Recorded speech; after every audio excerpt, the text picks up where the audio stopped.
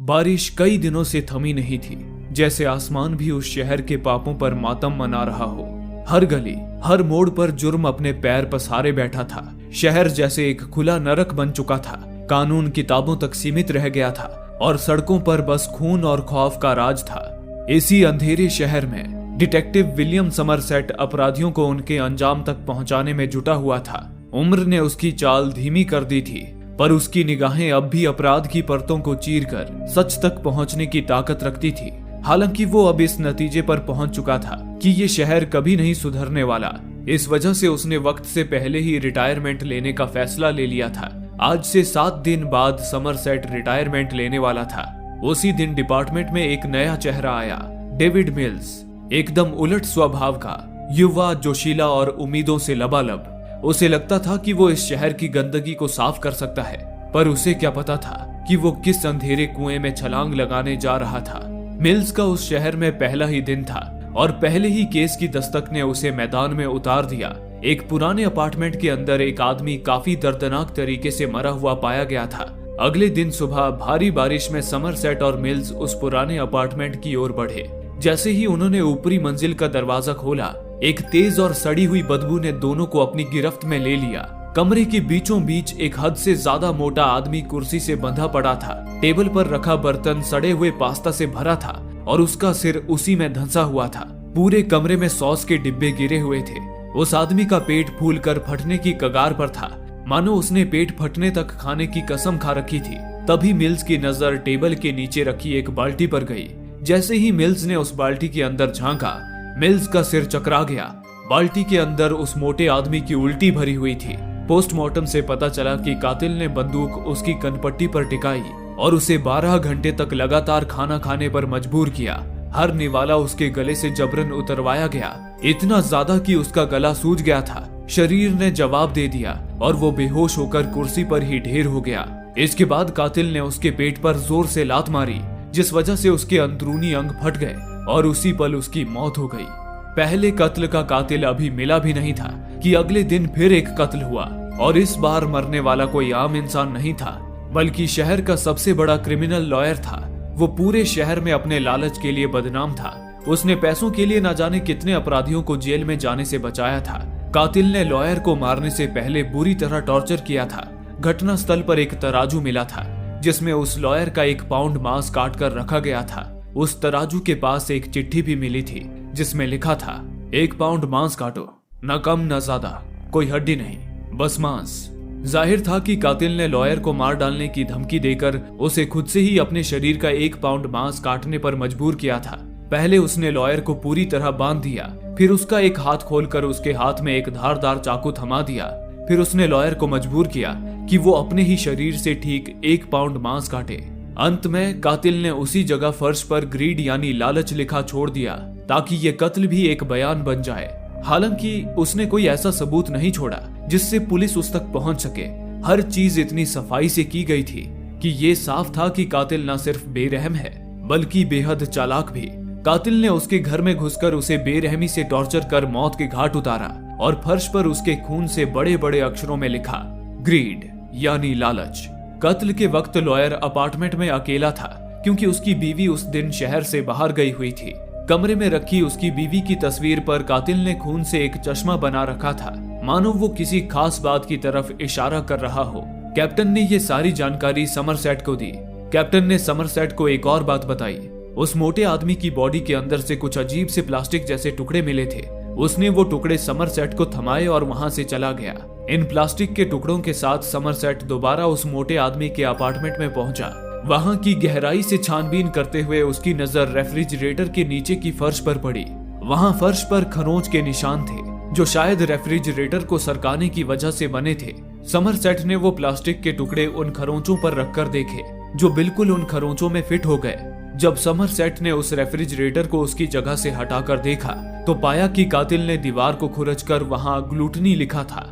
Gluttony यानी जरूरत से ज्यादा खाना खाने की आदत। इन दोनों कत्लों में एक बात समान थी, कातिल ने दोनों जगहों पर कुछ न कुछ लिखकर जरूर छोड़ा था। इससे साफ हो गया था कि इन वारदातों के पीछे एक ही शख्स का हाथ है। इसके बाद समरसेट सीधे कैप्टन के पास पहुंचा, जहां मिल्स भी पहले से मौजूद था। समरसेट ने कैप्टन को बताया मोटे आदमी की बॉडी से जो प्लास्टिक के टुकड़े मिले थे वही मुझे उस दीवार तक ले गए जहां ग्लूटनी लिखा हुआ था। शायद कातिल खुद चाहता था कि पुलिस वहां तक पहुंचे, इसलिए उसने जानबूझकर वो टुकड़े उस मोटे आदमी को खिलाए। समरसेट ने आगे बताया, ग्लूटनी और लालच बाइबल में बताए गए 7 घिनौने पापों में शामिल है। बाकी 5 पाप हैं प्राइड यानी घमंड, जेलिसी यानी जलन, रैथ यानी क्रोध, लस्ट यानी हवस और स्लॉथ यानी आलस। इन सारे क्लूज को जोड़कर समरसेट इस नतीजे पर पहुंचा कि कातिल खुद को शायद कोई धार्मिक मसीहा मानता है और अब वो बाकी बचे 5 पापों पर आधारित 5 और कत्ल करेगा। पुलिस स्टेशन से निकलने के बाद समरसेट सीधा शहर की लाइब्रेरी पहुंचा। वहां उसने उन किताबों को खंगालना शुरू किया जिनमें 7 घिनौने पापों का जिक्र मिलता है। घंटों की रिसर्च के बाद समरसेट ने उन सभी किताबों की एक लिस्ट तैयार की और अगली सुबह उसने वो लिस्ट मिल्स को भी दी। थोड़ी देर बाद जब समरसेट और मिल्स केस पर काम कर रहे थे तभी मिल्स के फोन की घंटी बजी। कॉल उसकी बीवी ट्रेसी ने किया था। ट्रेसी ने समरसेट से बात करने की इच्छा जताई। ट्रेसी ने समरसेट को रात के डिनर पर इनवाइट करने के लिए फोन किया था। समरसेट ने भी खुशी खुशी ये इनविटेशन स्वीकार कर लिया। रात को डिनर के बाद माहौल थोड़ा सहज हुआ तो बातों का रुख फिर से केस की तरफ मुड़ गया। समरसेट और मिल्स ने एक बार फिर उन सुरागों पर चर्चा शुरू कर दी जो उन्हें इस रहस्यमय कातिल तक पहुंचा सकते थे। मिल्स ने समरसेट को घटना स्थल से ली गई कुछ तस्वीरें दिखाई। समरसेट ने वो तस्वीरें ध्यान से देखी, लेकिन उन तस्वीरों में ऐसा कुछ नहीं था जो उन्हें कातिल तक पहुंचा सके। हर चीज साफ सफाई से की गई थी। तभी मिल्स ने समरसेट को लॉयर की बीवी की वो तस्वीर दिखाई जिस पर कातिल ने खून से चश्मा बनाया था। मिल्स ने बताया कि उसने लॉयर की बीवी को फिलहाल सेफ रूम में रखा है ताकि वो पूरी तरह सुरक्षित रहे। दोनों लॉयर की बीवी से मिलने तुरंत सेफ रूम की ओर निकल पड़े, इस उम्मीद में कि शायद लॉयर की बीवी कुछ जानती हो या कातिल के इरादों से जुड़ा कोई नया सुराग मिल जाए। मिल्स और समरसेट ने लॉयर की बीवी को उसके अपार्टमेंट की तस्वीरें दिखाई जहां उसके पति की हत्या हुई थी। वो हर तस्वीर को बेहद ध्यान से देखने लगी। तभी एक तस्वीर पर उसकी नजर ठहर गई। तस्वीर में दीवार पर टंगी एक पेंटिंग उल्टी नजर आ रही थी। ये कोई मामूली बात नहीं थी, शायद इसी में कोई सुराग छिपा हो सकता था। समरसेट और मिल्स बिना वक्त गंवाए लॉयर के अपार्टमेंट में पहुंचे। वो सीधा उस तस्वीर के पास गए और समरसेट ने तस्वीर को दीवार से उतारकर उसे अच्छे से चेक किया, लेकिन वहां कुछ नहीं मिला। इसके बाद समरसेट ने दीवार की सतह को ध्यान से परखा जहां वो पेंटिंग टंगी हुई थी। दीवार के उस हिस्से पर समरसेट को फिंगरप्रिंट्स जैसे कुछ धुंधले निशान दिखाई दिए। उन्होंने दीवार की जांच के लिए फिंगरप्रिंट एक्सपर्ट को बुलाया। फिंगरप्रिंट एक्सपर्ट ने जब उन निशानों पर केमिकल डाला तो दीवार पर एक शब्द उभर कर सामने आया, हेल्प मी। अगले दिन फिंगरप्रिंट्स की रिपोर्ट आई। पता चला कि ये निशान विक्टर नाम के एक जाने माने अपराधी के थे। ड्रग्स की तस्करी हो, हथियारों का गैर कानूनी व्यापार या फिर खून खराबा, शायद ही कोई अपराध बचा होगा जिसमें विक्टर का नाम नहीं था। कुछ साल पहले उसने एक लड़की की इज्जत लूटने की कोशिश की थी। इस जुर्म में उसे गिरफ्तार किया गया था। मामला संगीन था, लेकिन फिर भी ज्यादा दिन तक वो जेल में नहीं रहा क्योंकि उसका केस शहर के सबसे बड़े वकील ने लड़ा था। ये वही वकील है जिसे कातिल ने हाल ही में मारा था। कैप्टन की अगुवाई में पूरी पुलिस फोर्स ने विक्टर के घर को घेर लिया, लेकिन घर के अंदर दाखिल होते ही उन्होंने जो देखा, सबके होश उड़ गए। विक्टर अपने ही बिस्तर पर बुरी तरह बंधा पड़ा था। उसका शरीर सड़ चुका था, मांस झुलसा हुआ, हड्डियां साफ दिख रही थी, जैसे वो इंसान नहीं, एक जीता जागता ढांचा बन चुका हो। विक्टर का एक हाथ भी कटा हुआ था। जाहिर था कि कातिल ने उसका हाथ काटकर उसकी उंगलियों से वकील के अपार्टमेंट में हेल्प मी लिखा था। कमरे की दीवार पर बड़े अक्षरों में स्लॉथ लिखा था, स्लॉथ यानी आलस। जांच में पता चला कि कातिल ने विक्टर को करीब 1 साल पहले बेरहमी से टॉर्चर किया और फिर उसके ही बिस्तर से बांध दिया और तब से वो वहीं पड़ा पड़ा धीरे धीरे सड़ता रहा, तड़पता रहा। कातिल ने उसे जिंदा छोड़ दिया था, लेकिन एक ऐसे नरक में जहां मौत भी राहत लगती। पुलिस को लगा कि विक्टर अब मर चुका है, लेकिन तभी उसने अचानक सांस ली। पूरे कमरे में सनसनी फैल गई। विक्टर को तुरंत अस्पताल पहुंचाया गया। विक्टर के अपार्टमेंट से भी कातिल से जुड़ा कोई सुराग नहीं मिला था और यही बात मिल्स को भीतर तक झकझोर रही थी। वो गुस्से और बेबसी में तड़प रहा था और समरसेट उसे शांत करने की कोशिश कर रहा था। उसी वक्त एक रिपोर्टर वहां आ पहुंचा और बिना इजाजत उनके फोटो लेने लगा। मिल्स पहले से ही बुरी तरह भड़का हुआ था। उसने रिपोर्टर को झिड़कते हुए वहां से भगा दिया। कुछ देर बाद डॉक्टर ने समरसेट और मिल्स को एक तरफ बुलाया और विक्टर की हालत के बारे में जानकारी दी। उसने बताया कि विक्टर की मेडिकल रिपोर्ट से साफ पता चलता है कि विक्टर को लगभग 1 साल से उसी बिस्तर से बांध कर रखा गया था। उसके खून में भारी मात्रा में ड्रग्स और एंटीबायोटिक्स पाए गए थे, जो शायद उसे किसी भी तरह के इन्फेक्शन से बचाने के लिए दिए गए थे ताकि वो तड़पता रहे लेकिन मरे नहीं। डॉक्टर के मुताबिक विक्टर ने जो दर्द सहा है वैसा शायद ही किसी इंसान ने झेला होगा। उसका पूरा शरीर इस कदर टूट चुका था कि अब सिर्फ सांसें बची थी, जिंदगी नहीं। जब मिल्स ने पूछा कि क्या विक्टर ने कुछ बोलने की कोशिश की तो डॉक्टर ने ना में सिर हिला दिया। डॉक्टर ने बताया कि विक्टर का दिमाग लगभग काम करना बंद कर चुका है और तो और उसने बहुत पहले ही अपनी जीभ चबाकर खा ली थी। वो इतना कमजोर हो चुका था कि अगर उसकी आंखों पर टॉर्च की हल्की रोशनी भी डाली जाती तो वो सीधे सदमे से मर सकता था। ये केस हर मोड़ पर और ज्यादा डरावना होता जा रहा था। कातिल तक पहुंचने का एक और रास्ता बंद हो चुका था। रात में समरसेट केस के ही ख्यालों में डूबा हुआ था, तभी उसके फोन की घंटी बजी।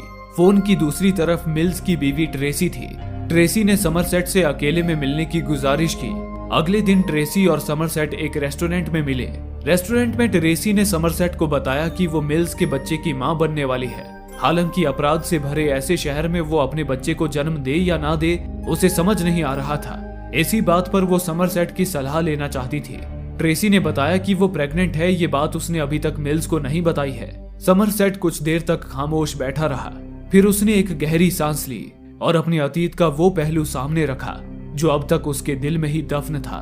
उसने कहा, कई साल पहले वो एक लड़की के साथ रिलेशनशिप में था। उनकी शादी तो नहीं हुई थी, लेकिन दोनों एक दूसरे के इतने करीब थे कि जैसे पति पत्नी हो।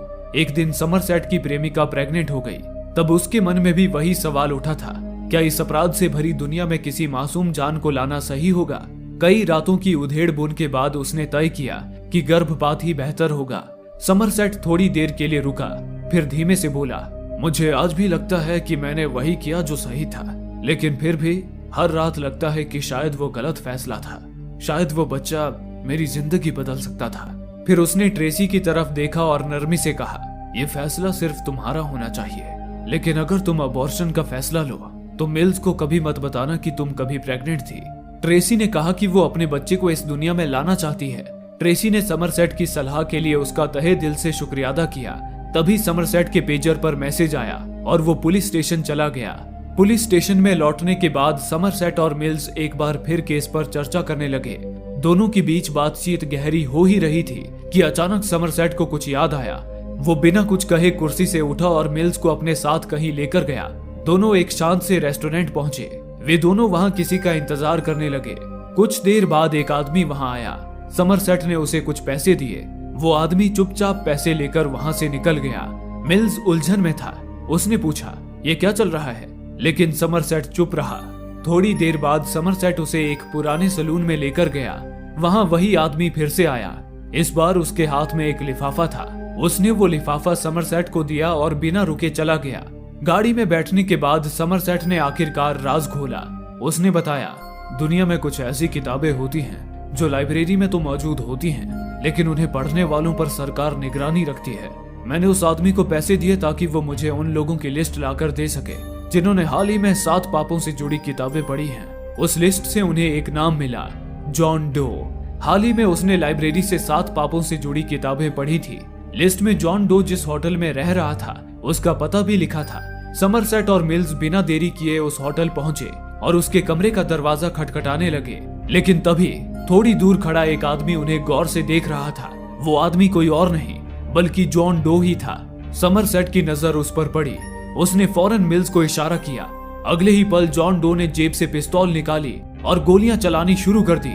समरसेट और मिल्स उसकी गोलियों से बाल बाल बचे। जॉन वहां से भागने लगा और मिल्स उसके पीछे दौड़ पड़ा। संकरी गलियों और सीढ़ियों से भागते हुए पीछा चलता रहा। एक मोड़ पर जब मिल्स अकेला पड़ गया तो जॉन ने अचानक उस पर हमला कर दिया।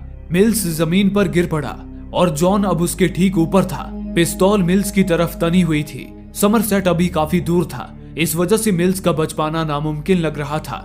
लेकिन तभी कुछ ऐसा हुआ जिसकी उम्मीद किसी ने नहीं की थी। जॉन डो मिल्स की जान लिए बिना वहां से भाग गया। मिल्स को समझ नहीं आ रहा था कि जॉन डो ने उसकी जान क्यों नहीं ली। मिल्स गुस्से से तिलमिला उठा। बदकिस्मती से मिल्स की जॉन डो के साथ हुई मुठभेड़ के बावजूद मिल्स उसका चेहरा नहीं देख पाया था। घायल होने के बावजूद उसने चैन नहीं लिया।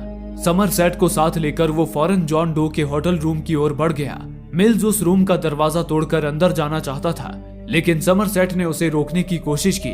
हमारे पास वारंट नहीं है, हम ऐसे अंदर नहीं जा सकते, ये कानून का उल्लंघन होगा, ऐसा करने पर हमें सस्पेंड भी किया जा सकता है। लेकिन मिल्स का गुस्सा 7वें आसमान पर था। उसने एक झटके में दरवाजा तोड़ डाला। मिल्स को भी इस बात का एहसास था कि डिपार्टमेंट उसकी इस हरकत की वजह से उसे सस्पेंड कर सकता था, इसलिए उसने एक चाल चली। उसने वहीं आसपास रहने वाली एक गरीब महिला को कुछ पैसे दिए और कहा कि पुलिस वालों को बताना कि उसने इस कमरे से गोलियों की आवाज सुनी थी। महिला ने वैसा ही किया और अब एक झूठे बयान के सहारे मिल्स और समरसेट को कमरे की औपचारिक तलाशी की इजाजत मिल गई। कानून की सीमा को तोड़कर, लेकिन चालाकी से, अब वो दोनों उस कमरे के अंदर थे। कमरे में हर चीज को बेहद योजनाबद्ध तरीके से रखा गया था। नोट्स, अखबार की कतरनें और कई सारी तस्वीरें। समरसेट और मिल्स होटल के उस कमरे के अंदर मौजूद हर छोटे बड़े हिस्से की बारीकी से तलाशी ले रहे थे, जिनमें छोटे छोटे कैबिन, स्टोर जैसी जगहें और बाथरूम भी शामिल थे। समरसेट को एक कमरे में उसी तरह के सॉस के डिब्बे मिले जैसे उसे मोटे आदमी के अपार्टमेंट में मिले थे। वहां विक्टर का कटा हाथ और वकील से जुड़ी कुछ चीजें भी रखी हुई थी। इस कमरे की तलाशी से एक बात तो साफ हो गई थी कि जॉन डो ही वो सीरियल किलर था जिसकी सबको तलाश थी। दूसरी ओर मिल्स को एक तस्वीर मिली, उसकी खुद की तस्वीर। ये वही तस्वीर थी जो विक्टर के घर के बाहर रिपोर्टर द्वारा ली गई थी। मिल्स समझ गया कि वो रिपोर्टर ही जॉन डो था। उसने तुरंत और पुलिसकर्मी मंगाए और तलाशी का आदेश दिया, लेकिन जॉन डो इतना शातिर था कि पूरे कमरे में उसका एक भी फिंगरप्रिंट नहीं मिला। जिस दिन जॉन डो ने रिपोर्टर बनकर मिल्स की तस्वीर ली थी, उस दिन मिल्स ने उसकी शक्ल देखी थी। मिल्स को जॉन डो का जितना चेहरा याद था, उसके आधार पर उसने जॉन डो का स्केच बनवाया और उसे पूरे शहर में सर्कुलेट करने का आदेश दिया। तभी कमरे में रखे फोन की घंटी बजी। फोन खुद जॉन डो ने किया था। जॉन डो ने बोलना शुरू किया, अच्छा काम किया तुम दोनों ने, और मिल्स, तुम्हें चोट पहुंचाने के लिए माफी चाहता हूँ। अब मैं अपने प्लान्स में थोड़ा बदलाव कर रहा हूँ और ये बदलाव करने के बाद अगला खून करने वाला हूँ। इतना कहकर उसने फोन काट दिया। उसकी इस धमकी से पूरे कमरे में सन्नाटा छा गया। मिल्स ने बिना वक्त गवाए सबको फिर से काम पर लगने को कहा। तलाशी में समरसेट को एक औरत की तस्वीर मिली। उस औरत की हुलिये से वो औरत एक प्रोस्टिट्यूट यानी वेश्या जैसी लग रही थी। इसके साथ ही वहाँ एक बिल भी मिला जो एक ऐसी दुकान का था जहाँ टॉयज बनाए जाते थे। समरसेट और मिल्स उस दुकान पर पहुंचे। दुकान के मालिक ने बताया कि कुछ दिन पहले जॉन डो वहां आया था और उसने एक खास किस्म का सेक्स टॉय बनवाया था। उसने उसकी तस्वीर भी दिखाई। वो तस्वीर देखकर समरसेट और मिल्स दोनों सिहर उठे। तभी समरसेट के पेजर पर मैसेज आया कि वे लोग जिस प्रोस्टिट्यूट को ढूंढ रहे थे, उन्हें उस प्रोस्टिट्यूट की लाश मिली है। वो प्रोस्टिट्यूट बेहद बेरहमी से मारी गई थी। उस कमरे के दरवाजे पर बड़े अक्षरों में लस्ट यानी वासना लिखा था। दरअसल जॉन ने एक बेहद खतरनाक सेक्स टॉय तैयार करवाया था, एक बेल्ट जिसके सामने की तरफ एक नुकीला खंजर लगा हुआ था। फिर उसने एक आदमी के सिर पर बंदूक तान दी और उसे वो भयानक बेल्ट पहनने के लिए मजबूर किया और उस टॉय के साथ उस प्रोस्टिट्यूट के साथ जबरदस्ती करने को कहा। मजबूरी में उस आदमी ने जॉन के कहे अनुसार किया और इस तरह जॉन ने उस महिला को एक दर्दनाक मौत दी। जॉन ने जिस आदमी को धमकाकर ये काम किया था, वो आदमी अब भी सदमे में था। अब तक जॉन डो 4 पापों पर आधारित 4 कत्ल कर चुका था, ग्लूटनी, ग्रीड, आलस और लस्ट। लेकिन अभी भी 3 पाप बाकी थे। इसी बीच समरसेट के रिटायरमेंट का आखिरी दिन आ गया, लेकिन समरसेट ने फैसला किया कि जब तक ये केस सुलझ नहीं जाता तब तक वो रिटायरमेंट नहीं लेगा। अगले ही दिन एक और कत्ल की खबर आई। इस बार शिकार थी एक खूबसूरत मॉडल। घटना स्थल की दीवार पर प्राइड यानी घमंड लिखा हुआ मिला। जॉन डो ने उसकी नाक काट दी थी और उसका चेहरा चाकू से बुरी तरह बिगाड़ दिया था। इसके बाद उसने मॉडल को 2 विकल्प दिए, या तो वो इस बिगड़े चेहरे के साथ जिंदा रहे या फिर खुशी कर ले। उस मॉडल ने अपनी खूबसूरती को हमेशा एक ताज की तरह सिर पर सजाए रखा था, मानो उसकी पहचान ही उसी में बसी हो। उसे अपनी खूबसूरती पर काफी घमंड था। इस वजह से उसे इस बिगड़े चेहरे के साथ बाकी जिंदगी जीने से बेहतर मर जाना सही लगा।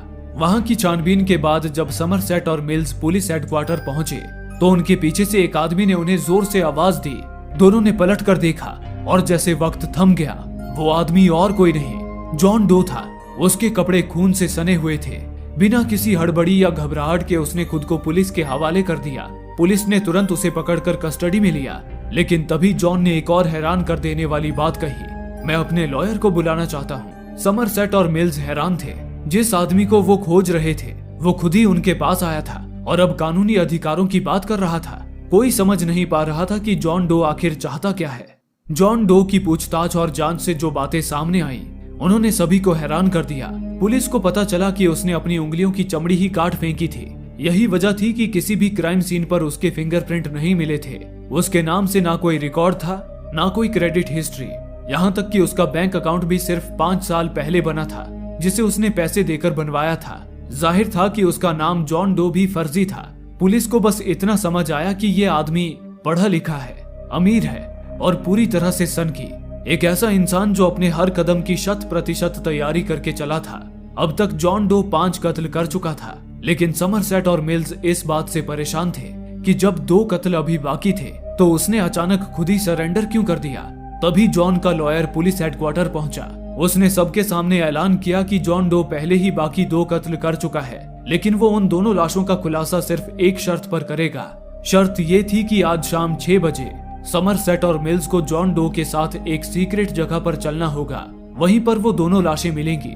सभी अफसरों को इसमें जॉन डो की कोई चाल लग रही थी, इसलिए उन्होंने जॉन की शर्त सीधे सीधे ठुकरा दी। इस पर लॉयर ने धमकी दी, अगर शर्त नहीं मानी गई तो जॉन अपना बयान बदल देगा। वो कोर्ट में खुद को एक मानसिक रोगी साबित कराएगा और फिर उसे कम से कम सजा मिलेगी। लेकिन अगर पुलिस उसकी बात मान लेती है तो जॉन एक लिखित बयान देगा जिसमें वो सभी कत्लों की जिम्मेदारी लेगा। काफी सोच विचार और बहस के बाद समरसेट और मिल्स ने उसकी शर्त मान ली। जॉन डो को गाड़ी में बिठाया गया और मिल्स एवं समरसेट उसके बताए रास्ते पर निकल पड़े।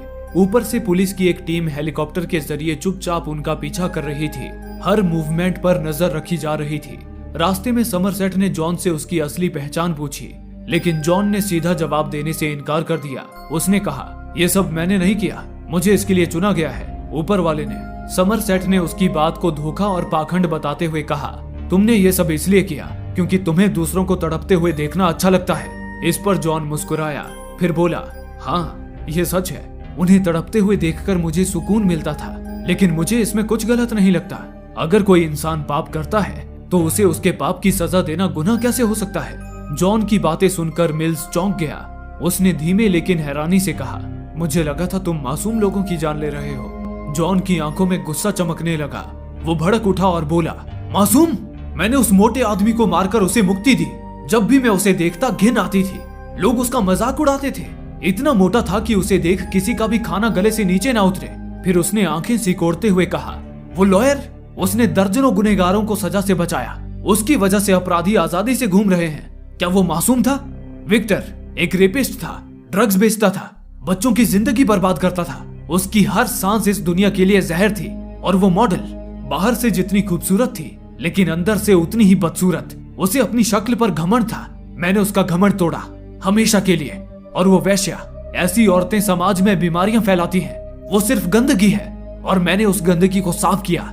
जॉन के चेहरे पर अब अफसोस नहीं था, मानो उसने कोई बड़ा काम पूरा कर लिया हो। मिल्स ने तंज भरे लहजे में जॉन से कहा, तुम जो भी कर रहे हो उससे कोई फर्क नहीं पड़ेगा। लोग 1 हफ्ते बाद सब भूल जाएंगे। जॉन ने हल्की मुस्कान के साथ जवाब दिया, नहीं, मेरा काम अभी पूरा नहीं हुआ। जब यह मिशन पूरा होगा तो दुनिया मुझे एक मिसाल के तौर पर याद रखेगी। कुछ ऐसा होने वाला है जिसकी किसी ने कल्पना भी नहीं की होगी।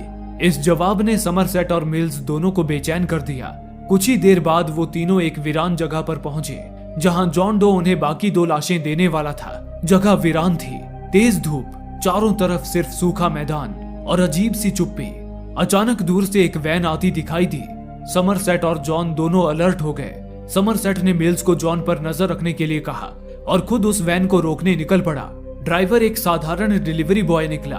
उसने घबराए हुए अंदाज में समरसेट को बताया कि उसे इस जगह पर एक बॉक्स डिलीवर करने के लिए पैसे दिए गए थे। वो पार्सल डिटेक्टिव डेविड मिल्स के नाम पर था। समरसेट ने डिलीवरी बॉय को तुरंत पुलिस की टीम की ओर भेजा और खुद धीरे धीरे उस खून से सने बॉक्स की ओर बढ़ा।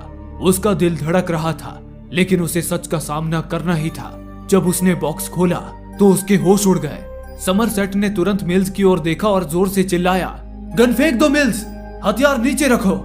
लेकिन दोनों के बीच दूरी इतनी थी कि मिल्स ठीक से कुछ सुन नहीं पा रहा था। दूसरी तरफ जॉन डो ने एक अजीब तरह की शांति के साथ मिल्स से बातें करना शुरू किया।